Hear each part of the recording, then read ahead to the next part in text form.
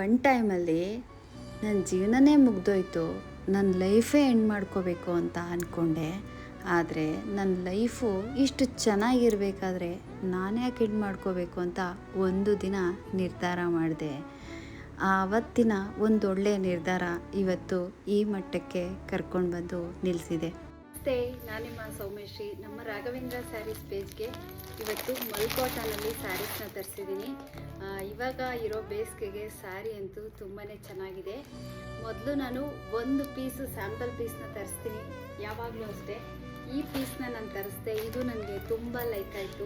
ತುಂಬಾ ಚೆನ್ನಾಗಿದೆ, ತುಂಬ ಸಾಫ್ಟಾಗಿ ನಾವು ಹುಟ್ಟಿದ್ರೂ ನಮಗೆ ಉಟ್ಕೊಂಡಿದ್ದೀವಿ ಏನೋ ಸ್ಯಾರಿನ ಅಂತಲೂ ಕೂಡ ನಮಗೆ ಫೀಲ್ ಆಗಲ್ಲ, ಅಷ್ಟು ತುಂಬ ಚೆನ್ನಾಗಿದೆ ಸ್ಯಾರಿ. ಹಾಗಾಗಿ ನಾನು ಈ ಸ್ಯಾರಿನ ಮತ್ತೆ ತರಿಸಿದೆ. ಒಂದು ಪೀಸ್ ತರಿಸ್ತೀನಿ ಸ್ಯಾಂಪಲ್. ನನಗೆ ಮಲ್ಕೋಟನಲ್ಲಿ ಕಲರ್ಸ್ಗಳು ಇಷ್ಟಿದೆ. ಇದರಲ್ಲಿ ನಿಮ್ಗೆ ಯಾವ್ದು ಬೇಕು ನೀವು ಆಯ್ಕೆ ಮಾಡಿಕೊಂಡು ನಮ್ಮ ರಾಘವೇಂದ್ರ ವಾಟ್ಸಪ್ ನಂಬರ್ಗೆ ಕಳಿಸ್ಕೊಳ್ಳಿ. ನನ್ನ ಜೀವನದಲ್ಲಿ ನಾನು ತುಂಬ ಕಣ್ಣೀರು ಹಾಕಿರೋ ದಿನಗಳು ಉಂಟು.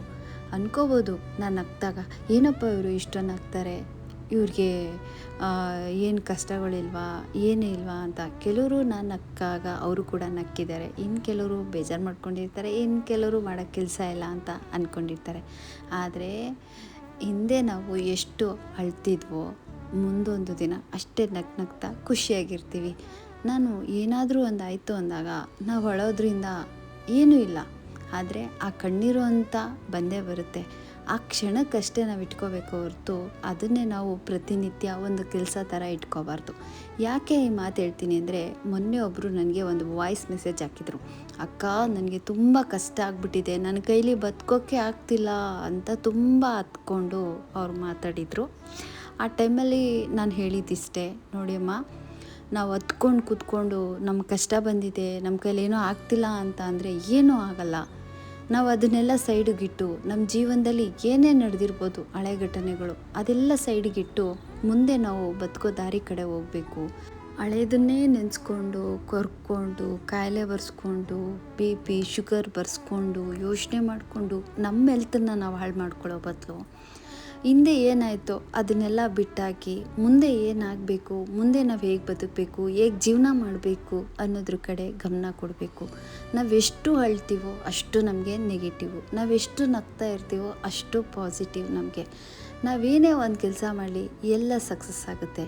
ಯಾಕೆ ಹೇಳಿ, ನಾವೆಷ್ಟು ಖುಷಿಯಾಗಿರ್ತೀವೋ ಎಲ್ಲ ಒಳ್ಳೆಯದೇ ನಡೆಯುತ್ತೆ, ಒಳ್ಳೆಯದೇ ಆಗುತ್ತೆ. ನಾವೆಷ್ಟು ಅಳ್ತೀವೋ, ನಾವೆಷ್ಟು ನೆಗೆಟಿವ್ ಆಗಿರ್ತೀವೋ, ನಾವೆಷ್ಟು ನೆಗೆಟಿವ್ ಆಗಿ ಮಾತಾಡ್ತೀವೋ ಅಷ್ಟು ನಮಗೆ ಏನಾಗ್ಬಿಡುತ್ತೆ, ನೆಗೆಟಿವ್ ಅನ್ನೋದು ನಮಗೆ ಕನೆಕ್ಟ್ ಆದಾಗ ನಮಗೆ ಬರೀ ನೋವು ನೋವು ನೋವು ಅನ್ನೋದೇ ಇರುತ್ತೆ. ನೆಗೆಟಿವ್ ಯಾವುದು ಪಾಸಿಟಿವ್ ಯಾವುದು ಅದರಿಂದ ಏನೇನಾಗುತ್ತೆ ಅನ್ನೋದ್ರ ಬಗ್ಗೆನೂ ಕೂಡ ನಾನು ಸ್ವಲ್ಪ ತಿಳ್ಕೊಂಡಿದ್ದೀನಿ. ನಾವು ಪಾಸಿಟಿವ್ ಆಗಿದ್ದಾಗ ಒಬ್ಬ ವ್ಯಕ್ತಿ ಹತ್ರ ನಾವು ಮಾತಾಡಿದಾಗ ಆ ಪಾಸಿಟಿವು ಅವ್ರಿಗೆ ಕನೆಕ್ಟ್ ಆಗುತ್ತೆ. ಕನೆಕ್ಟ್ ಆದಾಗ ಇನ್ನೂ ಒಂದಷ್ಟು ಹೊತ್ತು ಮಾತಾಡಬೇಕು, ಕೇಳಬೇಕು ಅಂತ ಅನಿಸುತ್ತೆ.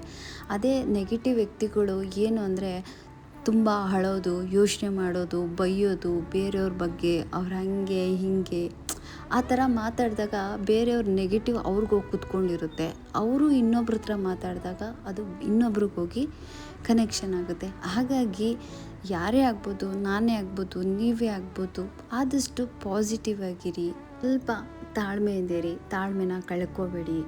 ಏನೇ ಆಯಿತಾ ಏನೇ ಆದ್ರೂ ನೆಮ್ಮದಿಯಾಗಿ ಕಣ್ಮುಚ್ಕೊಂಡು ದೇವ್ರ ಮುಂದೆ ಕೂತ್ಕೊಂಡು ನಿಮಗೆ ಏನಾಗಬೇಕು, ಏನು ನಡೆದಿದೆ ಅದನ್ನೆಲ್ಲ ಅವ್ರ ಹತ್ರ ಹೇಳಿ ದಾರಿ ಕೊಡ್ತಾರೆ. ಆದರೆ ತಾಳ್ಮೆ ಬೇಕು. ಇವತ್ತೇ ಆಗಬೇಕು ಅಂದರೆ ಆಗಲ್ಲ. ಒಂದು ತಾಯಿ ಹೊಟ್ಟೆಲಿ ಮಗುನ 9 ತಿಂಗಳು ಇಟ್ಕೊಂಡಿರ್ತಾರೆ. ಇವತ್ತು ನಾಳೆ ಬೆಳಗ್ಗೆನೇ ಮಗು ಆಗಲ್ಲ. ಹಾಗೆ ಎಲ್ಲದಕ್ಕೂ ಟೈಮ್.